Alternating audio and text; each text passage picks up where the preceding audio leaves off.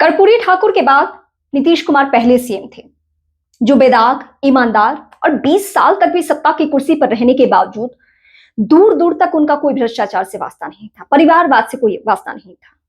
मतलब अपने होश में रहते उन्होंने कभी किसी को राजनीति में अपने परिवार के सदस्यों, अपने नाते रिश्तेदारों को नहीं आने दिया। फिलहाल अगर बहुत क्लोज फैमिली की बात करूं तो परिवार के नाम पे सिर्फ और सिर्फ उनके बेटे हैं, लेकिन उनको भी जब तक वो खुद फैसले लेने में सक्षम थे, कोई कितना भी कुछ कहे, उन्होंने निशांत को राजनीति में नहीं आने दिया। और हम लोग हमेशा इस बात को लेकर गुरूर में रहते थे कि नीतीश कुमार कभी भी लालू प्रसाद यादव या और राजनेताओं की तरह, रामविलास पासवान की तरह अपने बेटे को राजनीति में नहीं लेकर आएंगे। जिस तरीके से कर्पूरी ठाकुर ने अपने जिंदा रहते अपने बेटे को राजनीति में नहीं आने दिया, लेकिन बाद में उनका नाम का इस्तेमाल किया जाए, उनके नाम पर वोट बैंक सेट करे, इसको लेकर लोगों ने जबरदस्ती रामनाथ ठाकुर को राजनीति में घसीटा। और हमें लगता था कि हाँ, निशांत को भी हो सकता है, जिस दिन नीतीश कुमार नहीं रहेंगे, उनकी मौजूदगी बिहार में नहीं रहेगी, उस दिन निशांत को जबरदस्ती लाया जाएगा। लेकिन कुछ लोग अब इस बात को लेकर सवाल उठा रहे हैं कि नीतीश कुमार भी जाते जाते अपने दामन पे दाग लगा गए। हाँ, ये सच है, लेकिन मैं वैसे लोगों को बस इतना ही कहना चाहती हूँ कि यह फैसला नीतीश कुमार का किसी भी सूरत में नहीं है कि वो निशांत को डेप्यूटी सीएम बनवाए, निशांत को पार्टी की कमान दे दे। निशांत 50 साल के हैं तकरीबन, शायद उससे भी ज्यादा। तो नीतीश कुमार जब चाहते तब निशांत को पार्टी की जिम्मेदारी सौंप सकते थे, जब चाहते तब वो सीएम भी बना सकते थे। डेप्यूटी सीएम तो दूर की बात है, किसी दिन वो कह देते बीजेपी या आरजेडी के सामने कि मैं सीएम नहीं बनूंगा, मेरा बेटा सीएम बनेगा।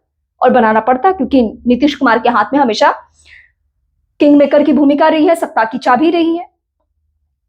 तो अब जो लोग कह रहे हैं कि नीतीश कुमार की इच्छा है कि उनके बेटे राजनीति में आ जाए, वो राज्यसभा चले जाए, उनके बेटे डेप्यूटी सीएम बन जाए, ये कोई भी ख्वाहिश नीतीश कुमार की नहीं है। ये सब कुछ फोर्सली, जबरदस्ती उनके साथ किया जा रहा है। एक ऐसा राजनेता जो नहीं चाहता था कि उसके परिवार के सदस्य को राजनीति में लाया जाए, उसको जबरदस्ती घसीटा जा रहा है। यही राजनीति है। यही राजनीति वो है जिसको कहते हैं कि काले की कोठरी है, जहां से बेदाग होकर निकलना किसी सातवें अजूबे से कम नहीं है। और फिलहाल नीतीश कुमार के साथ वही हो रहा है कि वो ऐसे काले की कोठरी में है जहां से परिवारवाद का दाग लगाए बिना, या फिर अंतिम दिनों में जो उनके साथ हो रहा है उसके बिना वो बच के निकल आए, या आसानी से वो कह दे कि नहीं नहीं, मुझे ना राज्यसभा जाना है, ना जेडीयू की जिम्मेदारी संभालनी है, ना बेटे को जिम्मेदारी देनी है। ऐसा कुछ भी वो नहीं चाह सकते हैं। वो चाहे भी तो उनके साथ यही सब होगा।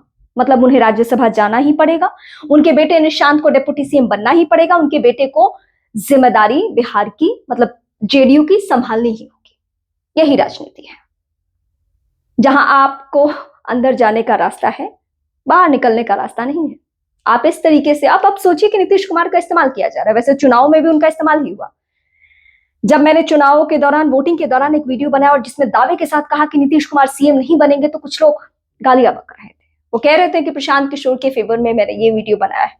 मुझे सच्चाई पता थी, क्योंकि तबीयत नासाज है और बीजेपी किस तरीके से, किस लेवल पे खेल करती है, सबको मालूम है।